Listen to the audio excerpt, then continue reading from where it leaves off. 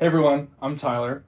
This is my friend Maria. She is a journalist at 12 News and one of my longtime creative partners. Maria, I'm excited to talk today. Me too. Do you remember how we met back in film school? Yes, I do remember how we met. I was going to school for journalism, but I was a film minor and I really wanted to do more with film. So I was looking at all these different film clubs and I saw Maroon and Gold Entertainment, which was like a student production club.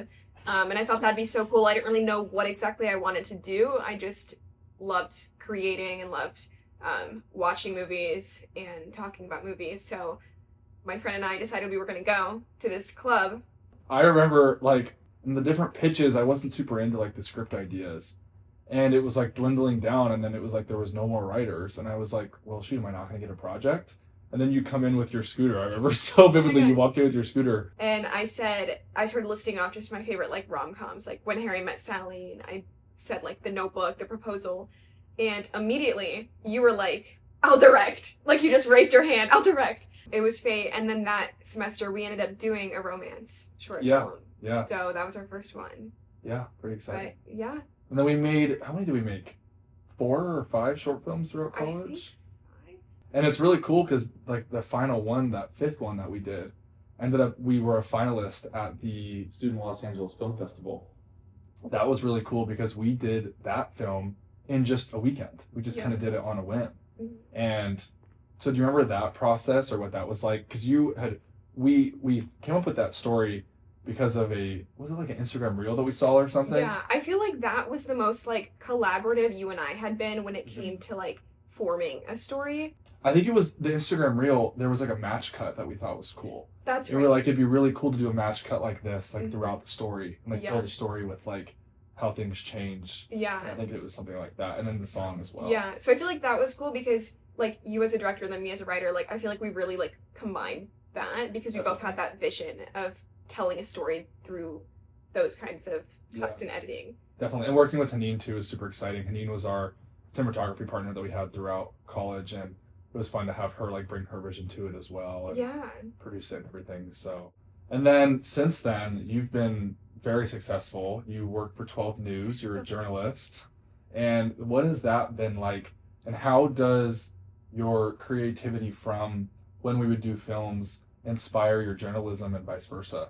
Yeah, so I think one of the things I love most about reporting is you're always just telling a story. And they're not always like the happiest stories. Sure. But you always want to find some sort of way to like connect with your viewer and whoever's watching and have like a beginning, middle, end. So writing is a huge part of what I do, and writing in a creative way. And I think my background in screenwriting helps with that too. Definitely. Because you have a vision and you're able to be creative with how you tell that story. And another thing is too, well, I was in Tucson before this, reporting as well. In Tucson, I shot a lot of my own stories too.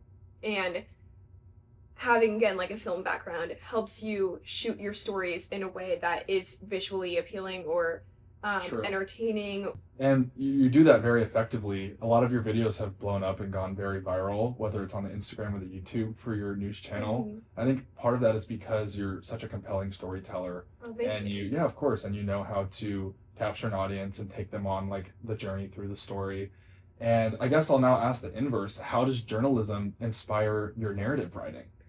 Well, that's funny because I feel like coming from a journalism background, like inspired a lot of the stories that we ended up doing together. Like one of our films was about a reporter. Yeah. And when I was in school, I was in a horror class. So I wrote a horror version of like a news station. Yeah. And so I think that really helps just because it gives me something personal to write about. But another thing is, working in news, you see so many different stories every day and you meet so many different people.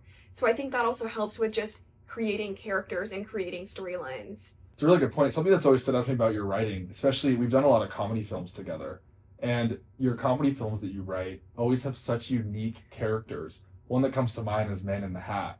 And there was several unique characters in that film. The Cook-Off as well had some unique characters in it. And so Are any of those inspired by maybe real life, or those definitely I feel like are inspired by people I'll meet in real life, and not by even like a specific person, but just something funny that someone will say or do, and I'm like, that is so random, and I can see like a character in a movie doing that. So I think it's really, I think being a writer, being a strong writer is just like observing real life and taking inspiration from that. The character, so feedback that we always got at festivals, especially with our comedy films and the romances as well, is like these characters feel so real. So that's really cool that you do that. I feel like we got a lot of feedback like that for Little Things, which was our romance film about the couple that had broken up, because so many people were like, this was so relatable, like I really needed to watch something like this. And it's also talking about storytelling. It's very interesting how, you know, we met in film school, worked together on several projects, and career-wise are, you know, somewhat went different directions, like we're doing different things, but in a way, storytelling has kept us together. Like we work together almost every day, or at least are communicating about something, and it's really cool how storytelling, whether it's for journalism or whether it's for narrative storytelling, or whether it's for commercials or whether it's for corporate work, like just the art of storytelling has kept us working closely together, and just something that's inspired us both. So I think that's been pretty neat. Yeah, no, that's been so cool. And I love that that's something that we're still able to connect on. How do you view going forward? Because I know we got a few maybe future projects that are in the works. So how are you going to take what you've learned and help that inspire what's next for you as you continue to pursue journalism, but also, you know, write some scripts and pursue narrative film as well? Yeah, so for me, that's like, if I have time off of work, start writing on a script or writing on an outline or working with you and just brainstorming ideas with you. So that way we're still like working that muscle until we can get to the point where we can like fully work on that. Yeah. I like that you bring up working the muscle, because I feel like that's so important. I feel like sometimes, well, I do this too, where it's like writing a script, making a movie, making a short feels so like such a big task, and it is.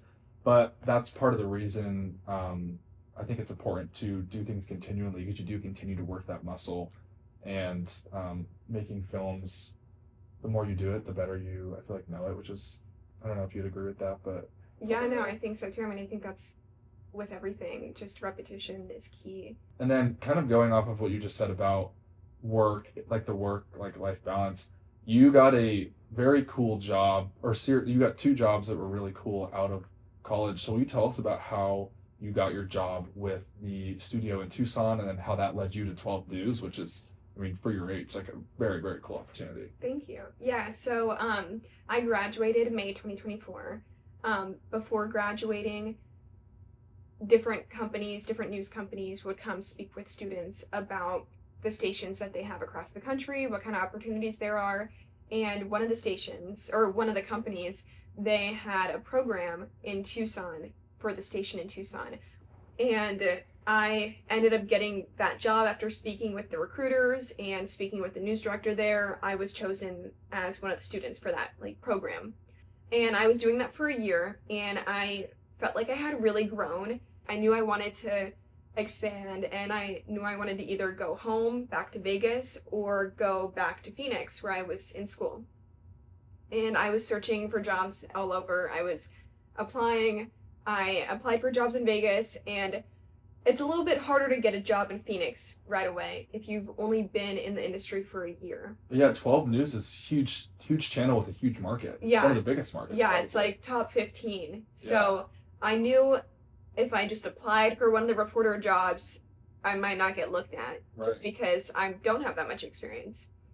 So I did know sort of the market already since I went to school here. I did have some contacts, and I ended up sending an email to them, and I introduced myself. I said I'm currently a reporter and producer in Tucson, and I would like to talk about the possibility of some sort of hybrid reporter position role also at your station. So kind of pitching this role and to see how they would feel about it. So you were telling them, hey, I have an idea for a role. You should create it and hire me. Yes, basically I was saying that. 3 years old. I was saying that because I knew it would be harder to get a job there as just a reporter. Yeah. But it's a little bit easier to get a job somewhere bigger as a producer, because everybody needs producers. You're not on air, so it's not as competitive.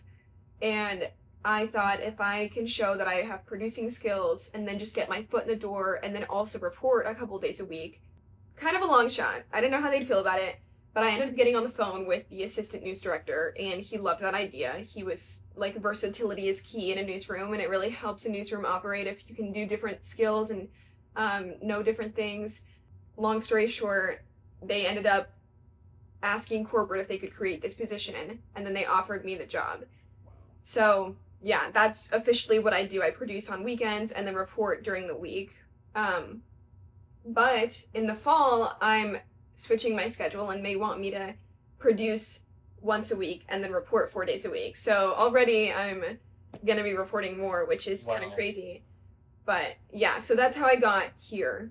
I mean, there's just so many good bits of information there, but if you were to narrow it down, what would you tell young creatives when they're just getting started? Well, maybe it feels daunting. Like someone might look at a channel like 12 News and be like, no way they're going to hire me. I just graduated college. What would your advice be to inspire those people? Like, hey, you know, it works for you. Maybe it can work for them. Yeah, I mean, it is really daunting, and I feel like I'm the type of person that is really realistic. So it was hard for me to do something like that because I know what the usual pattern or what the usual like pipeline is. Yeah. And so I knew that they might not want me right away. And I talked to another station, and they didn't even like that idea. They were like, no, we need someone who can do one or the other. And if you're a reporter, we need someone who has a few more years of experience. And so I was very realistic about it. But at the end of the day, I think that the advice I would give is to always sell yourself. Like, you have to market yourself, and because you are the only one who's going to do it. No one else is going to do it for you. Sure. So I think you can easily make opportunities for yourself, whether that is like creating your own film because you don't have a production company to do that with or that'll hire you. I think making your own path is one of the biggest pieces of advice I'd give to someone who is young enough to do something like that. I worked really hard in Tucson knowing like I don't want to stay here and I want to make sure I have the material so that way I can sell myself and prove that I'm ready to go somewhere else. Yeah, so kind of always be at the door knocking, like ready to go. So as soon as something opens, you're the first one in. Exactly. That's exactly it. Very cool. Maria, well, thank you so much for chatting. Very inspirational.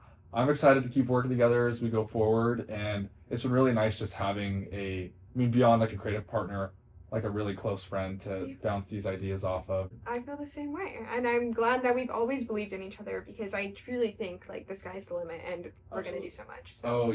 Oh yeah. Awesome. Thank you so much for chatting. Of course. And we hope you all enjoyed it, and we hope to hear your stories as well.